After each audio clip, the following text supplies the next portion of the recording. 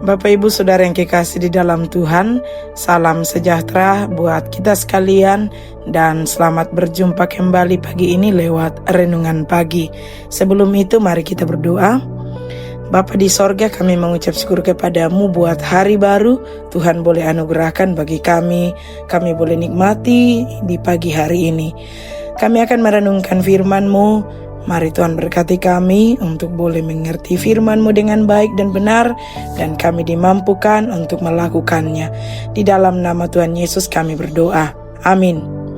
Renungan firman Tuhan pagi hari ini dari Kejadian pasal 25 ayat 34. Lalu Yakub memberikan roti dan masakan kacang merah itu kepada Esau.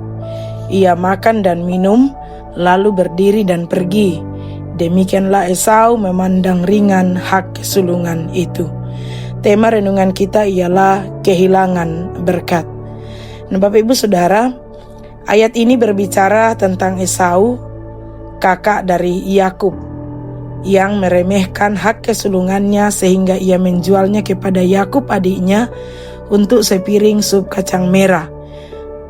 Hal ini dicatat dalam kitab Kejadian pasal 25 ayat 28 sampai dengan ayat 34. Nah, dalam hal ini Esau lebih mencintai hal duniawi daripada hal rohani. Nah, kata memandang ringan dalam ayat ini dalam bahasa Ibrani yaitu baza, yang artinya meremehkan, merendahkan, menghina, dan membenci.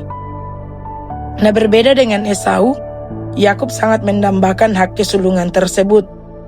Dari lubuk hatinya, Yakub ingin mewarisi berkat kakeknya Abraham dan menjadi anak sulung rohani. Oleh karena itu, hal pertama yang Yakub minta dari Esau ketika Esau meminta sepiring sup kacang merah adalah hak kesulungan yang sangat didambakannya. Kejadian pasal 25 ayat 27 menerangkan kehidupan sehari-hari Esau dan Yakub. Ayat ini menyatakan, lalu bertambah besarlah kedua anak itu. Esau menjadi seorang yang pandai berburu, seorang yang suka tinggal di padang. Tetapi Yakub adalah seorang yang tenang, yang suka tinggal di kemah. Nah, dalam hal ini Yakub suka tinggal di kemah, ini berarti bahwa Yakub suka tinggal bersama orang tuanya. Dan di situ tentunya bahwa ia dapat mendengarkan firman Tuhan, pengajaran lewat Abraham, Ishak, dan Ribka. Kemudian dalam bahasa Ibrani kata tenang di ayat 27 artinya tulus, menunjukkan bahwa kehidupan sehari-hari Yakub merupakan kehidupan dalam iman.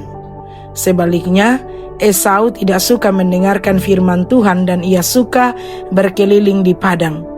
Ibrani 12 ayat 16 menggambarkan Esau yang telah menjual hak kesulungannya kepada Yakub sebagai orang yang mempunyai nafsu rendah. Nah, Bapak Ibu Saudara, Alkitab mencatat di kemudian hari bahwa Esau tidak memperoleh kesempatan untuk memperbaiki kesalahannya, sekalipun ia dengan mencucurkan air mata mencari kembali hak kesulungannya itu. Dalam Kejadian pasal 27 ayat 34, 36, dan 38 menuliskan, sesudah Esau mendengar perkataan ayahnya itu, meraung-raunglah ia dengan sangat keras dalam kepedihan hatinya, serta berkata kepada ayahnya, berkatilah aku ini juga ya Bapa. Kemudian ayat 36 kata Esau, bukankah tepat namanya Yakub, karena ia telah 2 kali menipu aku. Hak kesulunganku telah dirampasnya, dan sekarang dirampasnya pula berkat yang untukku. Lalu katanya, apakah Bapa tidak mempunyai berkat lain bagiku? Kata Esau kepada ayahnya, hanya berkat yang satu itukah ada padamu, ya Bapa? Berkatilah aku ini juga ya Bapa.